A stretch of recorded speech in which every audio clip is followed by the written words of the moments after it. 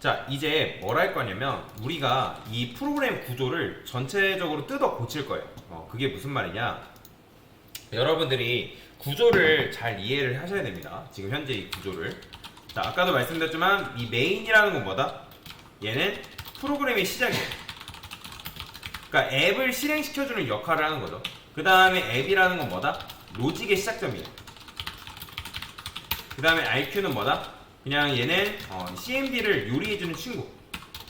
커맨드 입력하면 그거에 맞게 그거를 요리해주는 친구죠.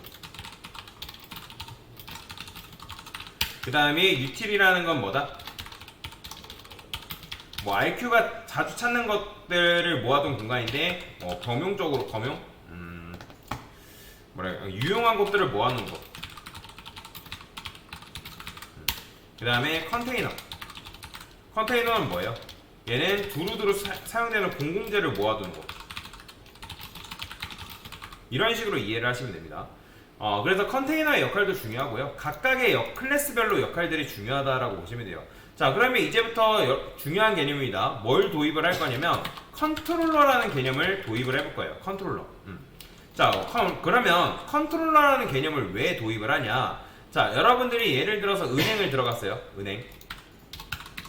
자, 은행을 들어가는데 그 은행에 가보면 은행 창구에 각각 앉아있는 사람들 있죠.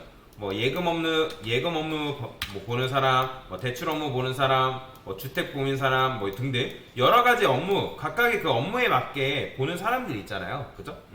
그러면 우리가 지금 이 앱이라는 거는 뭐예요? 이 앱이라는 거는 우리 로직이 어떤 특정 요청을 딱 받잖아요. 그죠? 뭐 유저 아티클 리스트냐, 유저 아티클 라이트냐, 유저 아티클 뭐 디테일이냐 그런 요청을 받아서 처리를 하죠. 그죠? 근데 현재는 이 앱이라는 녀석이 모든 걸 처리하죠. 그죠? 그렇잖아요. 요청도 받고 그 요청에 맞는 메서드도 실행하고 그 메서드에다가 데이터 저장하고 가져오고 뭐 그런 것들 다 한단 말이에요. 그러면 얘가 은행이라 했을 때 이 앱은 뭐냐면 여러분 은행 앞에 가면 은행으로 바로 들어가나요? 아니죠. 보통 은행 가보면 맨 앞에 있는 사람이 청원경찰분들이 뭐 때문에 오셨습니까? 뭐 예금 때문에 오셨습니까? 뭐 대출 때문에 오셨습니까? 물어보잖아요. 그죠? 그렇게 물어본 다음에 그거에 맞게 번호표 뽑아주고 앉아서 기다리라고 말씀드렸죠. 그죠? 그러면 이 앱은 청원경찰이에요. 은행으로 따지면. 그 앞에서 안내해주는 분. 그런데 보통 그 안내해주는 분들이 데이터 처리부터 뭐 은행 업무를 다 보는 건 아니죠. 그죠? 어떤 요청에 대해서 고객이 오면 그 요청에 맞는 거를 이제 보내주잖아요. 예금 업무냐, 대출 업무냐, 그거에 맞게끔 보내주는 역할만 하는 거라고요. 뭔 말이 이해되죠? 그러니까 청원경찰은 그 역할만 해야 되는 거예요. 근데 우리는 어때요? 이 앱에서 모든 데이터 처리를 여기서 지금 실행을 하고 있다는 거예요. 그러면 코드가 굉장히 커지고 규모가 거대해지면 그 앱이 모든 걸 감당하는 건 어때요? 굉장히 벅찰 수밖에 없다는 거예요. 이런 거랑 비슷하다고 보시면 돼요. 여러분들이 편의점을 운영하는 사장님이래요. 그러면 이 편의점이 그 지역에서 입소문을 타가지고 종업원이 있는데 그 종업원이 굉장히 일을 잘한대요. 그러면 여러분들 종업원이 일을 잘해가지고 얘가 뭐 예를 들어서 물건 정리도 하고 물건 진열, 그 다음에 뭐 손님 대응 엄청나게 많은 일을 이 녀석이 다 감당하는 거예요. 마치 슈퍼맨인 거죠. 근데 슈퍼맨이 일을 굉장히 잘해가지고 여러분들이 좋아하지만 갑자기 이 사람이 점장님 저 일 너무 힘들어가지고 그만둬야 된대요. 그럼 어때요? 당장 이 사람을 대체할 수 있는 자원이 있어요, 없어요? 없잖아요. 그죠? 그러니까 무슨 말이냐면 슈퍼맨한테 모든 일을 맡기게 되면 나중에 프로그램이 거대해지면 얘도 감당이 안 되고 그 다음에 어떤 부품들을 교체한다 했을 때 만약에 이 슈퍼맨이 갑자기 교체가 되는다 했을 때 코드를 다 변경시켜줘야 되는 그런 문제가 발생할 수 있다는 거죠. 왜냐면 여러분들 점장이라 했을 때 새로 직원 뽑으면 어때요? 그 직원 다시 교육시켜야 되잖아요. 그 다음에 그 직원이 슈퍼맨일지 아니 슈퍼맨이 아닐지 당연히 뭐 물론 슈퍼맨을 기대할 수는 없겠지만 일을 잘하는지 잘할지 모르는지 일을 이상하게 할지 모른단 말이에요. 그죠? 뭔 말인지 이해되죠? 자, 그래서 지금 여러분들이 코드를 짤 때 뭐밖에 없어요? 현재는 우리 구조에는 게시물 관련된 로직밖에 없다라는 거예요. 이해되시죠? 현재 얘는 아티클과 관련된 로직밖에 없죠. 그러면 나중에 여러분들이 뭐 멤버와 관련된 로직, 뭐 댓글과 관련된 로직, 그 다음에 뭐 추천과 관련된 로직 굉장히 많은 것들이 추가될 수가 있단 말이에요.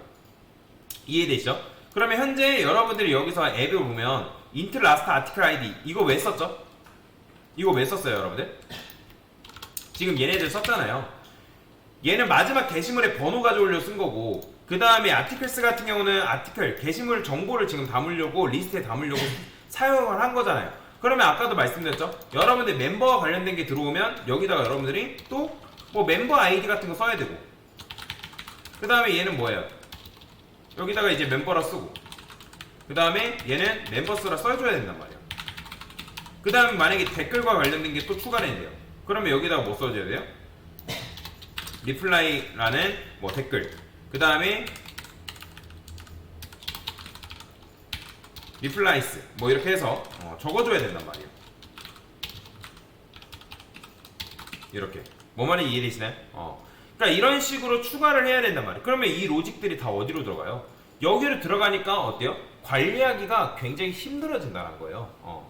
그래서 어떻게 관리를 해야 되냐면 이런 식으로 앱이라는 거는 어떤 특정 요청만 받는 거고, 얘는 그 요청만 받는 역할이 되는 거고, 그래서 이런 걸 뭐라고 하냐면 보통 이제 디스패처 서블릿이라고 얘기하거든요. 얘를 뭐라고 하냐면 디스패처 서블릿이라고 합니다. 디스패처 서블릿. 뭐 실제로 궁금하면 여기다 여러분들 디스패처 서블릿이라고 여러분들 검색해보면 나와요. 보이죠? 그래서 모든 요청을 받는다라고 되어 있잖아요. 그래서 디스패처 서블릿이 그 요청을 받고, 그 요청이 뭐 아티클과 관련된 요청이다 하면 아티클한테, 그 다음에 나중에 멤버가 추가됐대요. 그러면 이제 멤버와 관련된 요청이다라고 하면 그 요청을 멤버한테, 이런 식으로 넘겨주는 구조로 바꿔줄 거다라고 보시면 돼요. 그래서 얘들 이제 컨트롤러. 그래서 앞으로 우리가 어떤 구조를 도입할 거냐면, 그러니까 얘를 도입하는 이런 구조를 MVC 구조로 합니다. 무슨 구조? MVC 구조. 여러분들 웹 개발할 때 이 MVC 구조는 굉장히 중요한 구조예요. 이런 걸 모델 뷰 컨트롤러 구조라고 얘기를 하는데, 그래서 지금은 모델과 뷰는 천천히 설명드릴 거고, 지금 우리가 컨트롤러, 이 컨트롤러를 도입을 해볼 거다. 그래서 컨트롤러는 쉽게 말하면 은행으로 따지면 창구 직원, 여기 앉아있는 은행 직원들이라고 생각을 하시면 되겠습니다.